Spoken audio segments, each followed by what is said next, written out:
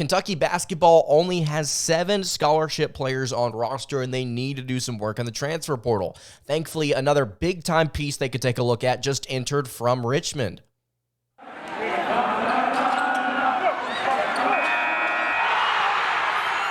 You are Locked On Kentucky, your daily podcast on the Kentucky Wildcats, part of the Locked On Podcast Network, your team every day.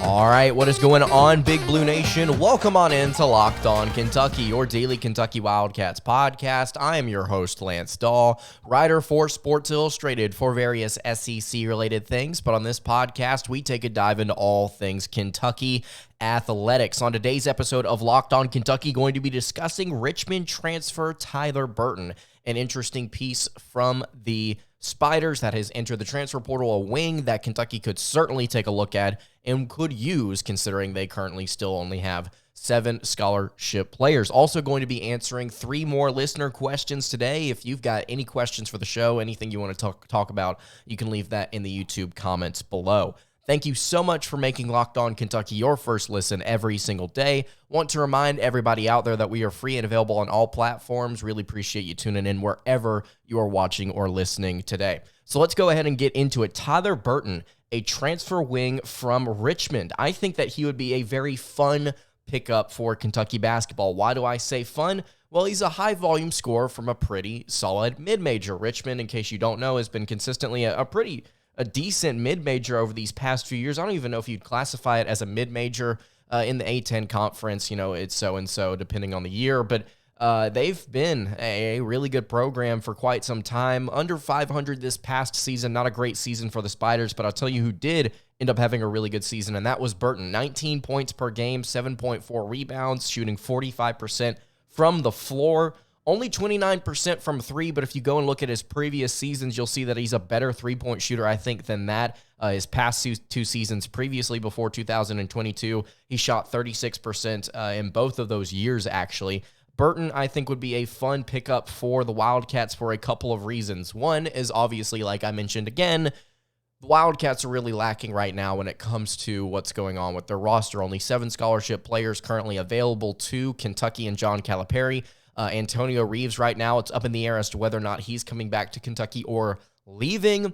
It seems like he actually genuinely is exploring some transfer portal options, according to things that Tristan Ferris, friend of the program, Kyle Tucker of The Athletic are putting out on social media right now. Actually today, some things that they are hearing about what's going on with Reeves. I still think he's going to come back. I'd like for him to come back at this point. It may end up being more hope than anything. We'll just have to see. He would be the player that I would want back the most outside of Shibwe. Obviously, Chris Livingston's still in the mix here for Kentucky. He's probably staying in the NFL or NBA draft, I should say, based on what he's done so far through this process. But Reeves would be a big loss for Kentucky because of what his versatility means to this team. Obviously, you've got a player like Adu Thiero who could potentially step up and be that guy that can kind of slot 1 through 3 because of his height, because of his ability to kind of handle the ball while also being a good defender at that 3 spot, I believe. But he wouldn't provide the shooting, and I don't think he would provide the volume scoring that you would need. He would just simply be a body, a good one at that, a very talented one. I'm not dissing Adu Thiero here. That would be able to slot in 1 through 3. Also, something that Antonio Reeves could bring back to this team is something that we've put an emphasis on here, discussing what Kentucky needs out of the transfer portal, which is experience. I feel like I've kind of repeated myself every time I talk about some of these prospects that Kentucky could get, but it's kind of been a repetition of the same thing over and over and over again. Kentucky needs players in the portal. Kentucky doesn't really go after players in the portal. They see somebody enter, they say, hey, this is somebody that we could come and pick up. They're experienced, they're a good shooter, they score, they provide depth at a position that we need depth at. They're a veteran, they're a leader, they're somebody that we can really rely on with this freshman class. I think that they would be a great addition, yada, yada, yada. And then we hear Kentucky reach out to them and we don't hear anything else about it. It's honestly getting annoying at this point that Kentucky's not able to land any of these guys. They're just simply able to talk to them and then lose out in the race because of several outside factors. Now, I talked about this, I believe, on yesterday's show, might have been the day before that. discussing the different issues with Kentucky when it comes to trying to pick up guys like Burton, who, in case you're wondering, is 6'7", 220 pounds. So he'd be great sliding in at the 3, the 4, and according to something that I was reading earlier, he at times played as an emergency 5 in a small ball lineup for Richmond, which is, again, goes into why I described Tyler Burton as a fun pickup for Kentucky. They could do a lot of different things if he was added to the roster, but what's prohibiting Kentucky from getting guys like Burton is the recruiting class, is the facilities, is the NIL. It feels like Kentucky as a powerhouse, as a national brand, as a global brand even, is struggling to get talent that they could normally acquire if they didn't have the circumstances with the roster, which is weird. Like, you need players, right? But the players that you want and the players that you need aren't going to necessarily be interested in coming to play for you because of the fact that they're so talented, the freshmen that are coming in already. It's kind of weird where we've seen some or heard some different dynamics with some of these different transfer portal pieces where they're like, it would be interesting to come here. I like this, that, and the other about Kentucky, but here's some issues, and it relates back to don't know how I feel about playing time. I believe Keyshawn Johnson was one of those guys that had some concerns there. We've seen centers kind of churn down Kentucky in essence through their process by saying, listen, I'm not taking a look at UK, and I'm not seriously discussing this until I know Oscar Tshiebwe's not coming back. And that's, again, prohibited Kentucky from going after and filling spots that they need. It feels like it's partially Kentucky's fault, and it's partially not. Because if you bring in the best recruiting class that you've had in a hot minute, and one of the best classes in the nation, if you bring in that class, those 4 5-stars, and then the fifth one in Reed Shepherd, or the fifth 4-star rather in Reed Shepherd, I mean, you take that. Absolutely, you take that. And if Kentucky's able to hold on to a couple of these pieces, maybe next year we see the Wildcats have more success in the transfer portal, picking up guys like Burton wings with experience that Kentucky needs. I want to be clear. This is not just a fun, exciting pickup, somebody that can score. This is a need for Kentucky. I'm starting to get to the point where I'm trying to rationalize out how these guys could be feeling. And a 19 points per game score, sure, he could go somewhere and start and play like in the SEC even. But at the end of the day, like, some of these guys may be willing to take that cut in their points per game and their volume scoring if they're able to go to a place like Kentucky. And to be honest with you, Burton feels like a guy where I don't necessarily know what his NBA upside is, but it doesn't really seem like, based on what I've read, there is much. So come to Kentucky, run at a national title, be a really strong player with surrounded talent that is a lot younger than you that you can kind of mentor. Like, there's so many different opportunities with the Wildcats that it feels like at this point, Kentucky has to start pitching some of that if they aren't already, because we are getting later in the process. Now, I will also say this. Oscar Tshiebwe has a week. As of this recording, it is May 25th. He's got 6 days before the end of the end of the time where he can pull out of the NBA draft. We could be hearing a really exciting announcement soon. We could not. I'm not really sure what's going to happen here with Tshiebwe. I'd like to say he comes back, but that's not an official prediction right now. But we could be hearing some more positive news, maybe some more engaging things happening in the portal because of Tshiebwe's announcement here in a few days. So will we get to hear Kentucky reach out to Burton? Will we get to hear them reach out and actually get the pursuit or get the attention of guys like Julian Phillips, a former 5-star wing that is currently transferring from Tennessee? And as of today, it's been reported that Kentucky is among the teams that have reached out to him. Could they land somebody like Burton, or could they land somebody like a Keyshawn Johnson type, who is a veteran, experienced wing that could really provide you some depth at places that you need it, straight up. So that's Tyler Burton. That's how I think the Kentucky roster is shaping up right now. Again, just kind of frustrating the way that things are unfolding, without Kentucky really, at the end of the day, doing anything about it. It feels like partially it's partially inflicted because of their current situation. It's partially because, there are probably a lot of great opportunities out there for players like Burton. The thing I want to mention here, he has the option of going pro. He has that option. But I don't know if Burton is going to. There was one place that I said it's expected for him to stay on course to go pro. And there's other places that say, a return to college could seem likely for his future. So we'll see. If you've got any thoughts on Tyler Burton, if you've got any thoughts on the Wildcats, and again, been asking you guys this a lot, what they need to do in the transfer portal. You can leave that in the YouTube comments below. I've got my thoughts. You share yours. If you're listening on podcast, you can also check us out at Locked On UK on Twitter. All right, I want to get into 3 listener questions from you guys to wrap up today's show. Before we get to that, though, I want to tell you guys about our friends over at Bird Dogs. I am actually currently wearing a pair of Bird Dogs. I got an extra black pair of shorts from them.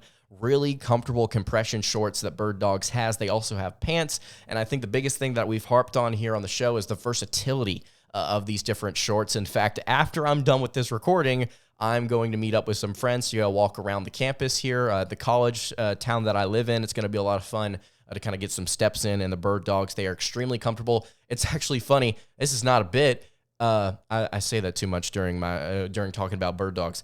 One of my friends, actually, we met up to go get lunch earlier, and he was wearing a pair of Bird Dogs, and he was talking about how comfortable they are because I pointed out, I'm like, yo, they're a sponsor on my show. So a lot of people that I know are using Bird Dogs. They're really comfortable. They're great for you as well. Again, not just shorts, but also pants as well. If you want to go to Bird Dogs and check out what they've got, birddogs.com/lockedoncollege. If you enter promo code lockedoncollege while you're there, you'll get a free custom Bird Dogs Yeti style tumbler with every single order that you make. Again, that's birddogs.com/lockedoncollege. When you enter promo code lockedoncollege, get a Yeti style tumbler for free with every single order. All right, continuing along on the Thursday edition of Locked On Kentucky, Lance Dawe hanging out here with you. Cannot believe it is already Thursday afternoon here. Really appreciate everybody watching. If you are not subscribed to the show already on YouTube, would really appreciate it if you went ahead and hit that subscribe button. Also, like the video if you enjoy what you're seeing. And again, if you have any questions, because we're about to dive into a few of them, I don't want to hold you guys back. If you've got any thoughts on what you want to hear from us here at Locked On UK, just leave it in the YouTube comments one more time, at Locked On UK on Twitter, if you have any thoughts on the show or what you want to hear from us. One of you guys tweeted to me, I believe, on my personal Twitter, LanceDaw_, and asked me, do you think Antonio Reeves will stay in the NBA draft? I hope I answered that question on yesterday's show, but I will say again, because of the current rumors that are coming out about, well, he may actually be genuinely looking at some different places in the transfer portal, I will say that no, he's not going to stay in the NBA draft, and I think that he's coming back to college. Now, whether that's at Kentucky or whether it's at another college, we will have to see. But to answer the listener that reached out to me on my Twitter, the answer, I think, is no, most likely. And I hope that we dove into that on yesterday's show and gave you guys my perspective, my whole perspective on the current situation going on with Reeves. So first question here, though, from Izix. We've got 2 from Izix today because he asked a lot of really good ones in a YouTube comment. He said, do you think the addition of John Welch will make a significant step or Kentucky will take a significant step with the addition of John Welch in becoming a more modern offense, perhaps shooting more threes? Again, whenever we had Welch, we discussed Welch joining the coaching staff just a couple of episodes ago. If you did not hear that, John Welch, longtime NBA assistant, I believe over 2 decades in the league there, also 10-plus years in college as well, or around 10 years. He's been around the game for a really long time. He's been around some really high-profile people that were, pioneers with certain offenses, specifically the dribble drive. He has really been around the game for quite some time, and he knows ball. He certainly does know ball. I think that Kentucky, they added him, by the way, for individual player development. They also added him to be a heavy hand in what John Calipari does with his offense. In fact, he's going to be one of the big-time scouts for them, according to Cal, in this upcoming season. So he's going to play a big role in what this team offensively looks like this season. I'm not going to sit here and say during game previews this upcoming year, unless it gets brought up by the media or unless it gets brought up by Cal, hey, this is a John Welch offense. Hey, this is a John Welch offense. Hey, this is something that we see because John Welch is now here. I think that on its own, as the season evolves, Kentucky, to answer your question, is yes, will start to look a little bit more modern in what they like to do. And I know that some people call John Calipari's offense archaic. I know some of the things are just very confusing as to how Kentucky likes to implement things late in games. Part of that, I think, is because of the lack of experience that Calipari consistently has on his roster. maybe they're not the best at executing in clutch time when it comes to complex sets or things. I don't know. Maybe I'm off on that. That's just pure speculation there.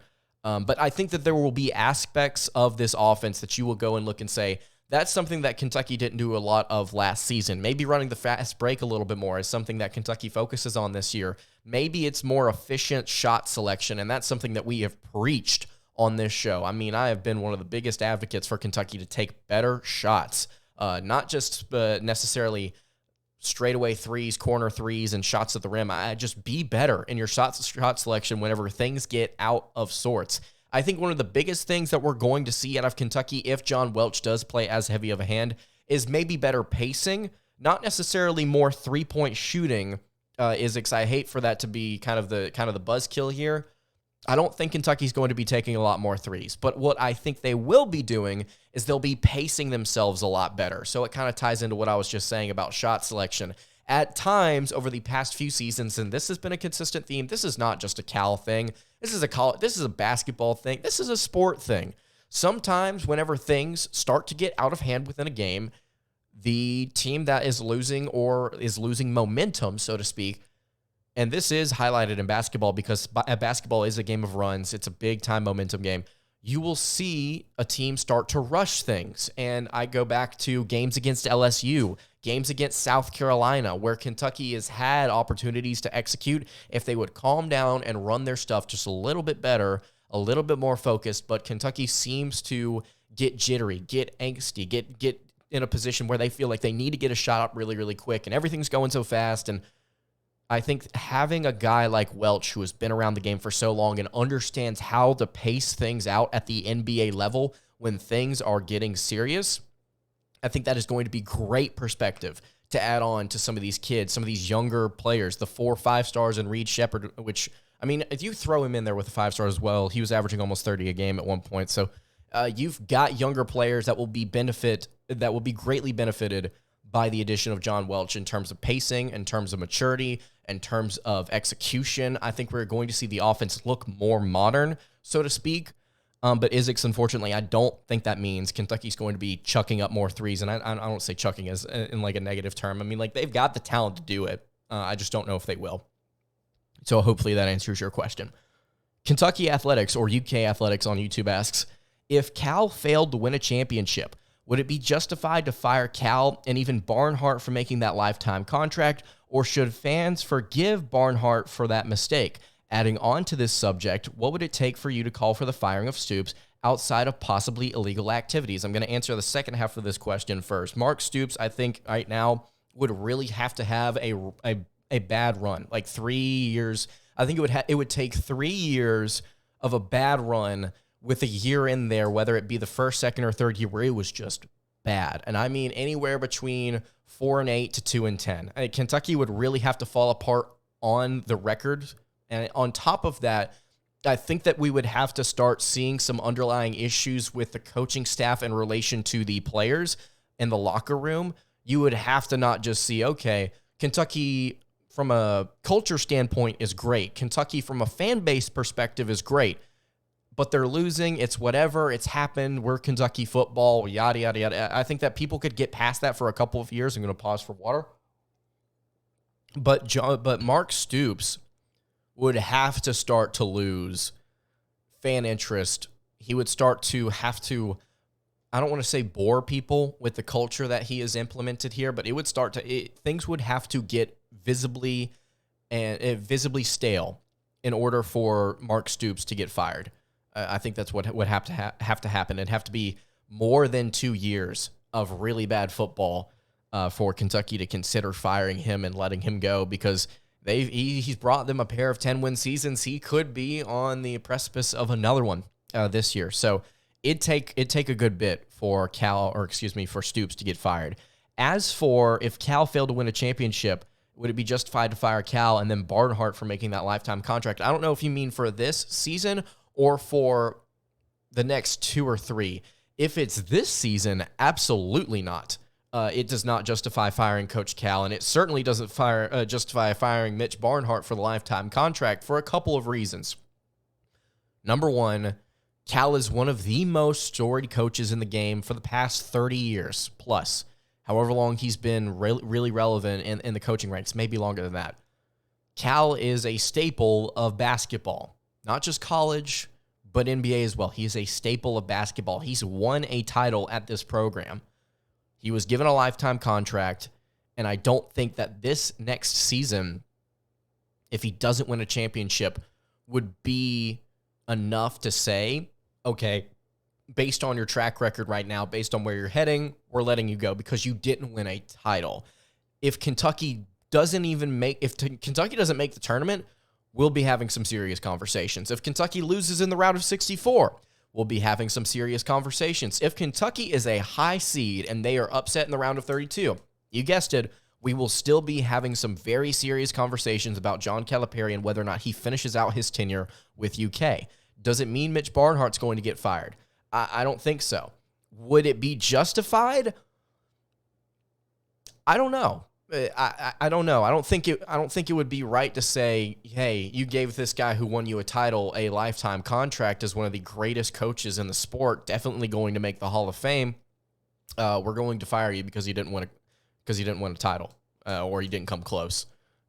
If the situation gets dire, Kentucky has a lot of injuries and they don't make the postseason, I still think him walking and Barnhart keeping his job would probably be the most understandable outcome for fans.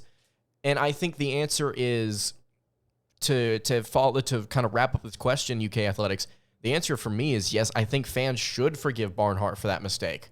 I mean, look at where Kentucky was before they signed that contract. They were in a great position. They had still some really good years there. Kentucky at one point lost on quite literally a buzzer beater from Luke May. I mean, things just sometimes happen in the NCAA tournament. And I have harped on that over and over and over and over again on this podcast. And I'm going to continue to say it until the cows come home. It's hard to win in the NCAA tournament. There's no other way to put it. You can't expect every single year for Kentucky to blitz through, name whatever team you want to, until they get to the Elite Eight or the Final Four. That's not how it works. This isn't a professional league. This isn't NFL. This isn't even college football. It's so much different compared to other postseason brackets. It's so much more difficult considering how many teams you have so little time to scout and prepare for, because anything can change in a moment's notice. Quite literally, like I just said, it's March Madness, buzzer beaters, upsets, chaos. That's the whole purpose of the postseason. It makes a lot of money. It's a lot of fun. Most casual, fair-weathered fans enjoy it. Even people who don't care about college basketball still watch it because it's a fun product. You can't expect Kentucky to win a title consistently in that sort of field, regardless of the talent that they have. Now, what you can expect is for Kentucky to compete and field a team that would be capable of winning a national title. Something that nobody has asked, and I quite frankly will probably reserve this for another show, is whether or not the NCAA tournament is a good determination of who is the best team in college basketball. There are probably a lot of differing opinions on this. I'm not saying it's not fun, not saying it's not entertaining, not saying that people don't watch it. It's awesome. I love it. Is it the best way to determine a champion? I don't think so. I don't think it is. I think that the teams that have earned the talent are statistically proven to be more dominant than other teams. You know, and you may say, well, then just go win the tournament game. Again, it goes back to how statistically improbable it is to do it, especially on a consistent basis. So if Cal fails to win a championship this season, I'm not melting down, but as fans, we need to see, it would be nice to see them win a title. We need to see them at least show the ability to win a national title. You get what I mean? Not every single Final Four team makes the national title. That's why there's only 4 of them. Not every single Elite Eight team is like, well, that team's going to make the national title. But you look at their roster, you look at their makeup, you look at how they got there, unless there's some rando Cinderella, you're looking at the talent, the statistics, the domination. UConn is a great example of this. That team is like, that's a great team. Texas this past year, that's a great team. They got bounced in the Final Four, right? At least if I'm not mistaken, if I'm remembering the NCAA tournament correctly. Kentucky should compete. Kentucky cannot win a national title every single year, nor quite honestly do I think should they be expected to get to the Final Four every single season. The Elite Eight, that's kind of where it's fringe. Sweet 16, that's kind of where it's fringe. That should be your baseline expectation. Anything above that is quite honestly gravy, because no team in college basketball can do it consistently. Nobody can. It's a thing of the past. We have to move on from it. Teams were so much easier to build dynasties with decades ago. John Wooden, Bob Knight, whatever may have you. Even Krzyzewski at Duke, whenever he had that dominant run for 20-plus years, Duke wasn't making the national title every single year and winning it. Now, they won some. Jay Wright at Villanova, he had a couple there, but that is starting to get closer and closer to a decade ago. So we have to kind of take our lumps here as fans and just realize, sure, Kentucky can compete, but they're not going to win every single year because that's just not how the sport is wired right now. Now, if this was college football, you could make such an easier argument for a team needing and expecting to be dominant every single season and then going and winning the national title. How do we know that? Even today, throughout the transfer portal era and NIL being implemented, we still see dynasties like Alabama, Georgia, Ohio State, Clemson. They're still able to dominate. As of right now, the Bulldogs are on top of that pile. They are going to continue to be a national force to be reckoned with, and they will dominate year after year after year until they prove that they are just losing talent or can't keep up in this state, the state of college football. As for basketball, it's about what? 3 times larger the Division I size is, and it's so much more difficult to acquire talent, I think, consistently across the rosters. And even when blue bloods like Kentucky does it, once more, there's so much more parity and nuance and matchup exploitation, I think, that can happen in college basketball that makes it a much more entertaining product because upsets can happen more often. But it's not, you're not going to see Kentucky win a title consistently. I'm sorry. It does not matter if they get 5 stars every single season. It does not matter. They're not going to do it. That's not how the sport is wired. That's how it's going to be for the foreseeable future, maybe forever. But what we can expect, one more time, as fans, we can expect Kentucky to compete. If they don't feel the team that can't compete, then we start asking the questions about whether or not people should get fired, whether or not Barnhart or Cal should walk. I think that you give this a 3-year, 4-year window, and if you don't see a team make the Elite Eight or the Final Four, it's over. After 3 seasons, I think you call it, because if you can't do it this late in your tenure, I don't know if you're ever going to be able to do it and truly adjust to the new age of college basketball, so to speak. So hopefully that answers your question. I know that's a tangent there as to kind of what the state of college basketball is. I'm just kind of speaking my mind on this. We're getting into the offseason. It's that time to kind of give thoughts and opinions on things like this. If you've got any thoughts on that, comments at Locked On UK on Twitter. The final question I want to get to here, and this is also from Isaacs. As of now, what do you think our rank will be for the start of next year's season for basketball and football? Top 10, top 25? This is more straightforward. This is why I left it as the last question. I think Kentucky, that's a good place to put them. Top 10. I think they'll be somewhere between 8th to 12th to start the preseason poll. It's going to be interesting to see where teams like Florida Atlantic end up, because I think Kentucky will probably end up right around where FAU is simply because of their experience and how far they were able to make it last season. They'll be 8th, 7th through 12th, 13th, somewhere around there. Maybe 10 is a really good spot for UK. The reason we don't rank them higher, and again, I'm trying to set realistic expectations for us, is the fact that a lot of people now in the national media, the people that will be voting for this AP poll, I would love to vote for it. By the way, if you happen to have a contact and you think that the AP needs an extra voter for this upcoming season, I don't pay attention to just Kentucky. I like to pay attention to everything. So if you've got an extra spot, I would love to vote because I would love to discuss that on the show, how I would do that. Maybe I'll just do that anyway. Sorry, I'm ranting today.